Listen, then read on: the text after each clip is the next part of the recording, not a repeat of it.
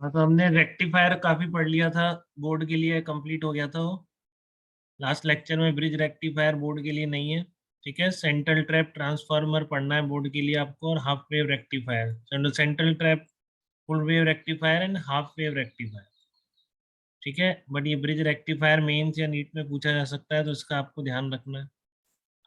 अब देखो कुछ ये चीजें जो एनसीईआरटी में भी गिवन नहीं है बट कभी पूछी जा सकती हैं, बहुत कॉमनली यूज की जाती है आगे इंजीनियरिंग में रेक्टिफायर के लिए, ठीक है। तो मेंस में या नीट में जरूर पूछ सकते हैं। तो देखो एवरेज वैल्यू आईडीसी का क्या मतलब है, एक हाफ वेव रेक्टिफायर, तो आईडीसी बोलो या एवरेज बोलो, इसको हम क्या बोलते हैं, ये हाफ वेव रेक्टिफायर का आईडीसी कहलाता है, ठीक है। एवरेज क्या होता है किसी भी इंटरवल में, ये बहुत अच्छी तरह सीख चुके हैं हम अल्टरनेटिंग करंट में, ठीक है। तो मान लो आपका जैसे ये आउटपुट है, यही होता है हाफ वेव रेक्टिफायर में, आधी वेव गायब हो जाती है, टाइम पीरियड क्या रहता है, कैपिटल टी के बराबर ही रहेगा, ठीक है ना, समझ रहे हो। हाफ वेव रेक्टिफायर का टाइम पीरियड तो वही है जो ओरिजिनल इनपुट का था, एसी इनपुट जो आपने लगाया था, उसका भी टाइम पीरियड कैपिटल टी था, इसका भी टाइम पीरियड कैपिटल टी रहेगा। तो बेसिकली एवरेज आपको एक टाइम इंटरवल में निकालना होता है, तो एवरेज की डेफिनेशन यूज करेंगे। करंट क्या हो गई, I not sine omega t, zero से टी डिवाइडेड बाई टाइम, तो पूरे टाइम इंटरवल में करंट का जो एवरेज है, देखो आई नॉट साइन ओमेगा टी तो यहाँ तक ही, मुझे एक्चुअल में यहाँ आई लिखना चाहिए था, ठीक है ना। एक्चुअल में क्या है ये, अगर मैं देखूं तो इसको, इसकी जगह आई रहने दो, यहाँ तक ये आई रहने दो इसको, ठीक है ना। अब देखो आप जीरो से T I D T upon T average की डेफिनेशन होगी, जीरो से लेकर टी बाई टू तक कितना है, फार्मूला क्या रहेगा, आई नॉट साइन ओमेगा टी रहेगा, ठीक है, क्योंकि साइन फंक्शन को फॉलो करता है। बट टी बाई टू से टी तक देखो आप, यहाँ पे करंट है ही नहीं, जीरो हो गई, तो टी बाई टू से टी क्या रहेगा, जीरो हो जाएगा, ठीक है। नीचे कैपिटल टी रहेगा, क्योंकि टाइम पीरियड तो कैपिटल टी के बराबर ही है ना, जब रिपीट होता है प्लॉट वही तो टाइम पीरियड होता है, तो टाइम पीरियड तो स्टिल कैपिटल टी है, बट यहाँ से यहाँ तक जब इंटीग्रेट किया आई को, तो दो पार्ट में करना पड़ेगा, जीरो से T by two and T by two से टी तक, ठीक है यहाँ तक। तो अब आगे कुछ नहीं है, आगे सिंपल आपको इंटीग्रेशन सॉल्व करना है, जो हर बच्चे को आता है इतना इंटीग्रेशन। साइन ओमेगा टी का वन अपॉन ओमेगा नीचे आ गया, साइन थीटा का minus cos theta upper limit minus lower limit, time period है ही टू पाई बाई ओमेगा के बराबर, ठीक है। तो जब आप इसको सॉल्व करोगे तो ओमेगा टी की जगह टू पाई रख दिया, तो कितना आ गया, I not upon pi is the I D C value, ठीक है। तो हाफ वेव रेक्टिफायर की एवरेज वैल्यू पूछे या आईडीसी पूछे, आईडीसी क्या होती है, एवरेज वैल्यू को आईडीसी बोल रखा है, कितना होता है आई नॉट अपॉन पाई, याद रखना है, ठीक है। और कभी ये भी गिवन होता है, एक डायोड यूज किया हमने हाफ वेव रेक्टिफायर में, तो उस डायोड का अगर फॉरवर्ड बायस रेजिस्टेंस गिवन है और लोड रेजिस्टेंस इस पे जा रही है, यही किया था हमने फॉरवर्ड रेजिस्टेंस में, ठीक है ना, ऐसे डायोड लगा रखा था ना हमने एक, ठीक है। इधर वो सेकेंडरी कॉइल थी ट्रांसफार्मर की, ऐसे था अपन ने बनाया हो तो आपको याद हो, ठीक है ना, इस तरीके से। तो ये लोड रेजिस्टेंस में एक ही डायरेक्शन में करंट चलती थी, तो इसका रेजिस्टेंस और डायोड का फॉरवर्ड रेजिस्टेंस अगर ये दोनों गिवन हो, तो कई बार वी नॉट गिवन होता है अप्लाइड वोल्टेज की पीक वैल्यू, तो आई नॉट अगर निकालना हो तो वी नॉट अपॉन जेड जैसे निकालते, ठीक है। आई नॉट आ जाएगा V naught upon R F plus R L, ध्यान रखना है इसका। ये आपका फर्स्ट पॉइंट था, I D C average value of half wave rectifier. अब आता आउटपुट की आरएमएस वैल्यू, तो आउटपुट तो यही है, आरएमएस निकाल दो, अगर आपने इसी ध्यान से पढ़ रखा है एवरेज आरएमएस, तो उसी से निकाल रहा हूँ सारा, ठीक है। बट प्रेफरेबल आपको क्या करना है, इसको याद तो कर ही लेना, IDC value of half wave rectifier कितनी होती है। तो देखो आरएमएस आउटपुट का क्या मतलब है आपका, I is equal to I not sine omega t. अब वो क्लियर है, आपको एवरेज निकालना है पहले आई स्क्वायर का जीरो से टी तक, तो जीरो से टी इंटीग्रेट करेंगे तो वही कहानी, टी बाई टू तक तो क्या होगा, ये फंक्शन फॉलो हो रहा है, फिर आगे फिर जीरो हो जाता है, नीचे कैपिटल टी रहेगा क्योंकि टाइम पीरियड अभी तक कैपिटल टी है, ठीक है। अब साइन स्क्वायर ओमेगा टी का इंटीग्रेशन कैसे करते हैं, उसको one minus cos two omega T लिख लेते हैं, ठीक है। और फिर upper limit minus lower limit, पूरा आगे इंटीग्रेशन आपने कर दिया है इसका, ठीक है। तो इतना इंटीग्रेशन सबको आता है, upper limit minus lower limit, आप सॉल्व करते जाएंगे तो आपका आई स्क्वायर की एवरेज वैल्यू आ जाएगी आई नॉट स्क्वायर बाई फोर निकल के आ जाएगा, ठीक है। तो आरएमएस क्या होता है, रूट ले लो इसका, तो कितना हो गया आई नॉट बाई टू, क्योंकि आरएमएस हमको पता है ना, स्क्वायर करो मीन लो, तो स्क्वायर करके मीन लिया तो ये आ गया, अब रूट ले लोगे तो आई आरएमएस आ जाएगा। कितना आ गया आई आर एम एस आपका, आई नॉट बाई टू, ध्यान रखना आई नॉट बाई रूट टू नहीं आया है, ठीक है। तो हाफ वेव रेक्टिफायर का आउटपुट की IRMS या VRMS कितना होता है, पीक वैल्यू डिवाइडेड बाई 2। देखो बच्चे गलती करेंगे, RMS के नाम पे I0/√2 कर सकते हैं, ठीक है, बट आपको ध्यान रखना है क्योंकि RM में आउटपुट जो है इसका, देखो सिंपल है, वैसे भी क्वेश्चन पूछा जा सकता है क्योंकि हमको RMS और एवरेज वैल्यू किसी भी करंट की निकालनी आती है, ठीक है, ऑल्टरनेटिंग करंट में सीखा है हमने ये चीज। तो अगर आपसे RMS आउटपुट पूछ ले एक हाफ वेव रेक्टिफायर का आउटपुट के RMS वैल्यू, तो ध्यान रखेंगे I0/2। तो IDC कितना हो गया हाफ वेव रेक्टिफायर का, I0/पाई, और IRMS वैल्यू कितनी हो गई, I0/2। ठीक है, तो ये दो टर्म आपको ध्यान रखनी है। अब दो टर्म और आएगी, ठीक है, एक तीसरी टर्म है form factor of half wave rectifier का क्या होता है। तो कुछ नहीं है, बस ये है कि कितना उसमें आपको AC इनपुट इन्वॉल्व हो रहा है DC में, ठीक है, तो उसका एक रेशियो निकाल लेते हैं जिसको हम कह देते हैं फॉर्म फैक्टर। याद रखना, देखो बहुत डीप इंपॉर्टेंस नहीं पढ़नी है, ठीक है, कोई वैसे ही पूछ ले फॉर्म फैक्टर बताइए, मीन्स में पूरा चांस इधर उधर के कुछ उठा लेता है कई बार। तो RMS और DC वैल्यू करंट का जो रेशियो है that is called form factor, IRMS upon IDC। Output की RMS वैल्यू कितनी है, I0/2, और IDC कितना था, I0/5, ठीक है, तो इसका जो रेशियो है वो क्या कहलाता है, फॉर्म फैक्टर कहलाता है। तो कितना आता है हाफ वेव रेक्टिफायर का फॉर्म फैक्टर, π/2 या 1.57। तो अगर आपको डेफिनेशन ध्यान रखनी है तो वैल्यू अपने आप निकाल लेंगे, ठीक है। फॉर्म फैक्टर की डेफिनेशन याद रखिए, आउटपुट की RMS value divided by IDC, ये क्या कहलाता है, आपका फॉर्म फैक्टर कहलाता है। तो आपने तीन चीजें सीख ली, IDC सीख लिया आपने, RMS वैल्यू सीख लिया आउटपुट की हाफ वेव रेक्टिफायर के लिए, फॉर्म फैक्टर सीख लिया। अब बात आती है रिपल फ्रीक्वेंसी, तो ये ऑलरेडी अपन डिस्कस कर चुके हैं कि हाफ वेव रेक्टिफायर का टाइम पीरियड तो उतना ही होता है जितना ओरिजिनल AC इनपुट का था। ऐसे था ना उसका अपना ये जो इनपुट आया था जिसको हमने DC में कन्वर्ट करने के लिए रेक्टिफायर यूज किया था, तो उसका टाइम पीरियड T था। तो यहाँ पर भी रिपीट तो कितनी देर बाद हो रहा है, T बाद ही हो रहा है ना, टाइम पीरियड तो वही है इसका, तो इसलिए फ्रीक्वेंसी भी वही रहेगी, ठीक है। तो ओमेगा या एफ जो सोर्स का होता है ना हाफ वेव रेक्टिफायर के आउटपुट की फ्रीक्वेंसी भी वही रहती है। तो यहाँ तक 4 पॉइंट्स में किसी को दिक्कत तो बताओ। पहला था आपका IDC, दूसरा था आपका RMS वैल्यू ऑफ आउटपुट, तीसरा था फॉर्म फैक्टर, चौथा था रिपल फ्रीक्वेंसी। एक और टर्म आता है efficiency of half wave rectifier, ठीक है, efficiency of half wave rectifier. फिर ध्यान रखना है बोर्ड के लिए कोई इंपॉर्टेंस नहीं है, बट मेंस और नीट के लिए जरूर याद करके जाएंगे। Efficiency of half wave rectifier क्या होती है, तो एफिशिएंसी होती है P लोड अपॉन P इन इंटू 100, ये एफिशिएंसी कहलाती है। ठीक है, दोनों में यही लगेगी, हाफ वेव फुल वेव में फार्मूला ही रहेगा। लोड रेजिस्टेंस में पावर कितनी जनरेट हो रही है वो काम की चीज है, ठीक है, ये इनपुट है जो हमने दिया। तो लोड का कितना, IDC स्क्वायर इंटू R, और इनपुट देखो, इनपुट यहाँ पे जो आपने AC का जो फॉर्म आ रही है ना आपकी निकल के, उसी का लेना है, ठीक है ना। RMS वैल्यू वही है, I0/2 है, I0/√2 नहीं है, ये ध्यान रखना है एफिशिएंसी, ठीक है। लोड पे power consumption upon input power, तो लोड पर कितनी है, IDC square into R, input की कितनी होगी, IRMS स्क्वायर R, ठीक है, क्योंकि आपके रेक्टिफायर ने तो इसमें कन्वर्ट कर दिया ना उसको, ठीक है, फिर वो लोड में कंज्यूम हो रही है, तो आपका इनपुट तो अब ये रह गया, ये वाला जो बन गया, तो इसकी RMS वैल्यू आएगी इनपुट, ठीक है, और लोड में कितना आ रहा है, IDC स्क्वायर इंटू, तो ये रेशियो आ जाता है 4/π², वैल्यू रखने के बाद IDC और IRMS की, तो कितना आ गया 0.405 परसेंटेज में आप निकाल दो इसको, तो इसकी एफिशिएंसी सिर्फ 40.6% होती है। बहुत फेमस टर्म है आगे इंजीनियरिंग में सब, percentage efficiency, form factor, ripple frequency, ठीक है। एक और है रेक्टिफिकेशन एफिशिएंसी।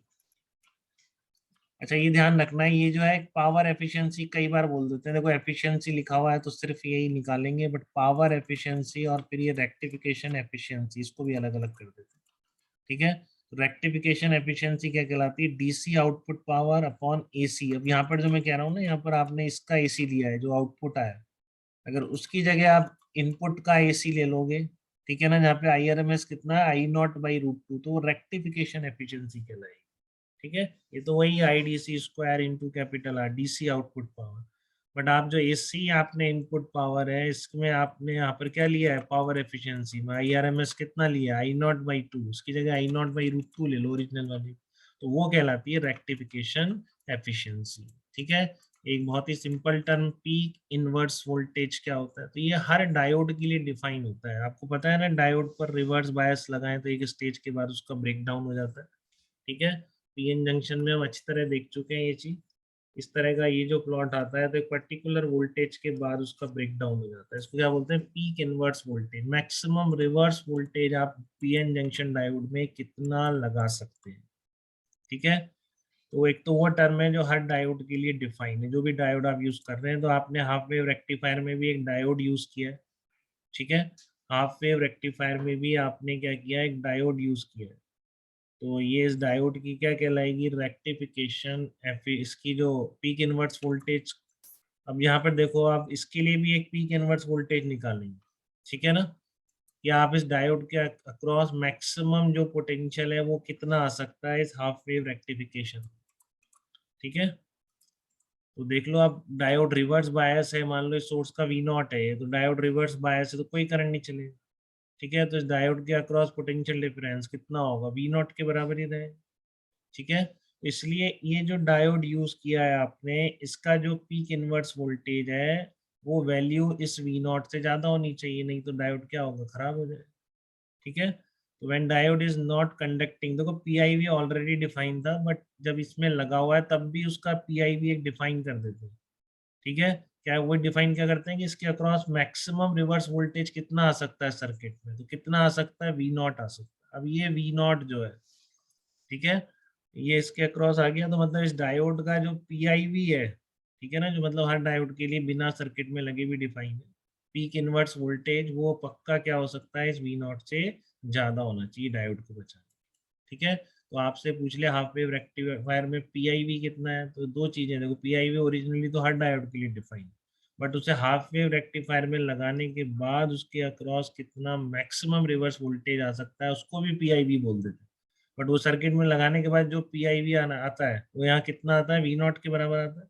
ठीक है, वो पीआईवी आपके उस डायोड के ओरिजिनल पीआईवी से क्या होना चाहिए, कम होना चाहिए। ठीक है, मतलब इस डायोड का ओरिजिनल पीआईवी जो भी डिफाइंड है पक्का, इस अभी जो वी नॉट आ रहा है उससे क्या होना चाहिए, ज्यादा रहना चाहिए। अगर आपने वी नॉट इसके पीआईवी से ज्यादा कर दिया तो फिर वो आपका खराब हो जाएगा डायोड। ठीक है, तो इस तरह से 7 पॉइंट्स हैं, कुछ भी मीन्स में या दिख सकता है आपको, ये मीन्स या नीट में। ठीक है, तो याद रखना, आईडीसी, आईआरएमएस, रिपल फ्रीक्वेंसी, ठीक है, power efficiency, peak inverse voltage कितना होता है हाफ वेव रेक्टिफायर का, जो आपने अप्लाइड जो भी सोर्स है उसके पीक ईएमएफ के बराबर ही होता है। ठीक है, अब ऐसे ही हम क्या करेंगे, फुल वेव रेक्टिफायर के देख लिए, देखा आप notes on full wave rectifier, तो फुल बिल्कुल उसी सीक्वेंस में बेटा, तो ये बिल्कुल याद करने में कोई दिक्कत नहीं है। ठीक है, अब एवरेज इनपुट एवरेज आउटपुट क्या कहलाएगा, वो एक पर्टिकुलर टाइम इंटरवल में, बट यहाँ पर एक चीज देखो आप, इसका जो टाइम पीरियड है वो टी नहीं होगा, कितना रह जाएगा, इसको प्लॉट को देख के समझ में आ रहा है, फुल वेव रेक्टिफायर का आउटपुट है, ये दोनों के लिए सेम है, इसमें कोई डिफरेंस नहीं है, सेंट्रल टैप या फिर ब्रिज रेक्टिफायर में ये सारी चीजें दोनों के लिए सेम है। ठीक है, एक चीज अलग आती है बस शायद। ठीक है ना, इसका जो ये पावर पीक इनवर्स वोल्टेज दोनों का अलग अलग आता है, ब्रिज का अलग आता है और सेंट्रल ट्रैप का अलग होता है, बस बाकी सब कुछ सेम। ठीक है, तो देखो आप एक बार एवरेज आउटपुट कितना होगा, फुल वेव रेक्टिफायर का एवरेज आउटपुट कितना होगा, एवरेज का मतलब वही एक टाइम पीरियड में है, तो 0 से t/2 I not sine omega T divided by t/2, ये होगा इसका एवरेज। ठीक है, टी की जगह क्या रख दिया, 2 पाई/ओमेगा, तो एवरेज कितना आ गया इसकी जगह 2, आप सॉल्व कर लो, ये करा हुआ है हमने, एसी में भी करा हुआ है, आधे टाइम पीरियड में एवरेज निकलवाया था मैंने आपको ऑल्टरनेटिंग करंट का, वही आंसर आया था, वही है 2I0/पाई। ठीक है, अब बात आती है आरएमएस का, तो आई स्क्वायर का एवरेज निकाल दो, तो देखो टाइम पीरियड कितना होगा, t/2 हो गया, t/2 I square D T divided by t/2, तो वही आना है। ठीक है ना, आरएमएस तो वहां पे जो निकलता था वही आ गया, क्योंकि वही प्लॉट है ना, बिल्कुल आरएमएस क्या होता है, स्क्वायर का एवरेज होता है, एक्चुअल में नीचे आता है, बट आई स्क्वायर जब आप करते हो तो अपने आप ही ऊपर चला जाता है। ठीक है, तो वही आंसर है, देखो इसमें कोई आरएमएस में अलग नहीं है, फुल वेव रेक्टिफायर में आरएमएस वैल्यू वही है, I0/√2 V0/√2, बट आपका जो हाफ वेव रेक्टिफायर था उसमें आरएमएस कितना है, Vrms कितना आया था, I0/2 या फिर V0/2, ध्यान रखना इस चीज। ठीक है। अब देखो आपका आता है फॉर्म फैक्टर। फॉर्म फैक्टर क्या होता है वो बताया मैंने, आरएमएस अपॉन डीसी। आरएमएस कितना है, आई नॉट बाई रूट टू, और डीसी वैल्यू कितनी है, 2 आई नॉट बाई। ठीक है, तो उसका पाई बाई 2 आया था शायद, इसका आ गया पाई बाई 2 रूट 2 आ गया फॉर्म फैक्टर। ठीक है। चौथा वही रिपल फ्रीक्वेंसी। अब देखो यहाँ पे टाइम पीरियड आधा हो गया। फुल वेव रेक्टिफायर के आउटपुट का जो टाइम पीरियड है ओरिजिनल एसी इनपुट का हाफ है। ठीक है, जब टाइम पीरियड हाफ है तो फ्रीक्वेंसी कितनी हो जाएगी, ट्वाइस हो जाएगी। ठीक है, तो time period half of original AC input, hence frequency will become twice. तो रिपल फ्रीक्वेंसी कितनी हो गई यहाँ पे, twice of frequency of AC input. ठीक है, यहाँ तक कोई दिक्कत इन 4 पॉइंट्स में किसी को, आईडीसी, आरएमएस, फॉर्म फैक्टर, इसके भी आ गए आपको। रिपल फ्रीक्वेंसी, एफिशिएंसी वही होती है output of DC upon input at of AC input. ये आरएमएस वैल्यू वही I naught by root two जैसा आउटपुट हो गया। आईडीसी कितनी निकाली, 2 आई नॉट अपॉन पाई, रख दो उठा के, कितना आ जाएगा, इसकी देखो ज्यादा आ गई 81.13। इसकी आपकी क्या रहेगी, इतने परसेंट एफिशिएंट है आपका फुल वेव रेक्टिफायर। ठीक है। अब बात आती है पीआईवी की। तो पीआईवी का मतलब डायोड के अक्रॉस मैक्सिमम रिवर्स वोल्टेज। अब किसी भी डायोड का निकालो, देखो ओरिजिनली पीआईवी तो डिफाइंड है इसके सारे डायोड के। ठीक है, अब यहाँ पे पीआईवी का मतलब क्या है, किसी डायोड के अक्रॉस मैक्सिमम कितना रिवर्स वोल्टेज लग सकता है। ठीक है, तो आप डी1 के अक्रॉस निकाल रहे हो, मान लो डी1 पे रिवर्स बायस होना चाहिए। ठीक है, तो डी1 देखो रिवर्स बायस करोगे उसको तो कैसे करोगे, यहाँ पर लगेगा प्लस वीएम। देखो सेंट्रल ट्रैप है ना, प्लस वीएम जीरो, और यहाँ पर फिर जीरो। ठीक है, यहाँ भी जीरो रहेगा। तो कैसे करंट चल रहा है इसमें, देखो इस तरह से चलेगा। अब ये रिवर्स बायस है तो ये हो जाता है ना, ब्रेक हो जाता है यहाँ पर। जब इसको आपने रिवर्स बायस करा तो आपको पहले ही बताया मैंने कौन काम करेंगे, ये पैरेलल वाले काम करेंगे। ऐसे करंट आएगा, ये देखो यहाँ लगा दिया मैंने, वहाँ पे शायद बाहर लगाया था, कोई बात नहीं, यहाँ भी लगा सकते हैं लोड को। तो आपका D1 को रिवर्स बायस करा तो D3 भी हो जाता है रिवर्स बायस। करंट कौन चलाता है, D2 से होती हुई ऐसे करंट जाती है। ठीक है ना, तो P और Q इन दोनों के बीच जो मैक्सिमम कितना लग सकता है वही तो है आपका PIV। वो किसके बराबर आएगा, V नॉट के बराबर ही आ जाएगा, कोई दिक्कत ही नहीं। ठीक है ना, क्योंकि इसमें तो करंट जा नहीं रही। यहाँ पर जीरो लगाया, यहाँ पर VM लगाया। ठीक है ना, सेंट्रल टैप वो जो था ब्रिज ब्रिज रेक्टिफायर है तो ये ऐसे ही लगेगा। ठीक है ना, इन दोनों के बीच लगाया तो कितना है, 0 VM आ रहा है। इसको आपने रिवर्स बायस किया तो ये तो हट गया, तो इसके अक्रॉस मैक्सिमम कितना हो सकता है, जितना सोर्स का है। तो यहाँ भी PIV VM के बराबर ही आ जाता है, जो इनपुट है ना उसका मैक्सिमम पोटेंशियल डिफरेंस। ठीक है, तो इसमें कोई दिक्कत नहीं, ब्रिज रेक्टिफायर का PIV भी वही आ गया है, इनपुट का मैक्सिमम। हाफ वेव रेक्टिफायर का भी वही है PIV, but central trap rectifier में अलग हो जाता है, ये ध्यान रखना है थोड़ा। इसका ट्वाइस ऑफ वी मैक्स आ जाता है, twice of V naught PIV होता है। ठीक है, मतलब ये ध्यान रखना है कि आपको जो ओरिजिनल PIV है कि उस डायोड का उसकी वैल्यू वी नॉट से नहीं बल्कि 2V0 से ज़्यादा होनी चाहिए। देखो कैसे आ जाता है, वही तरीका। यहाँ पे प्लस माइनस, ये फॉरवर्ड बायस है और ये रिवर्स बायस है, ऐसे ही होता है। इसमें सेंट्रल टैप में एक चलता है, दूसरा रिवर्स बायस रहता है एक टाइम पे। तो मान लो अगर आपने अब प्लस माइनस लगाया तो ये तो फॉरवर्ड बायस हो गया। ठीक है ना, नहीं ये वाला रिवर्स बायस हो गया, माइनस आ गया ना, और ये फॉरवर्ड बायस है तो इसको ब्रेक कर दो, ऐसे ब्रेक हो जाए। ठीक है, तो आपको निकालना है VP माइनस VQ। वही है इसके अक्रॉस पोटेंशियल डिफरेंस, कब, जबकि सोर्स का अप्लाइड वोल्टेज मैक्सिमम है। ठीक है, तो आप KVL लिख दो, देखो P से A से B, B से फिर C और C से Q, ऐसे लिखो KVL। तो देखो यहाँ पर तो अब ये तो शॉर्ट सर्किट हो जाता है इससे फॉरवर्ड बायस एक तरह से, तो इस तरह से यहाँ भी VM आना है। ठीक है ना, इसको क्योंकि फॉरवर्ड बायस रखना था, इसको रिवर्स रखना था, जब इसको फॉरवर्ड रखा तो यहाँ पे प्लस लगाया, प्लस VM पर यहाँ पर V मैक्स आ गया। तो VP से शुरू करा आपने। ठीक है, इसके अक्रॉस कितना हो गया, 0 V मैक्स, तो माइनस V मैक्स। ठीक है, मतलब जीरो यहाँ से यहाँ तक आ गया ना, आपने कहाँ से शुरू करा, P से शुरू करा था आपने, P से। ठीक है, तो P से A से B, इस तरह से चलना है। ठीक है, तो VP यहाँ पर कितना रह गया, V मैक्स। ठीक है ना, फिर यहाँ पर कितना आ जाएगा आपका, तो यहाँ पर V मैक्स आ गया है, VP चले इसके अक्रॉस V मैक्स ड्रॉप हुआ। अब यहाँ भी पोटेंशियल डिफरेंस अप्लाइड है ना इसके अक्रॉस में, कुछ स्ट्रेट वायर थोड़ी नहीं है, यहाँ भी एक कॉइल है। ठीक है, तो यहाँ भी एक ड्रॉप होगी क्योंकि यहाँ पे 0 और VM यही तो लगाया हमने पोटेंशियल डिफरेंस।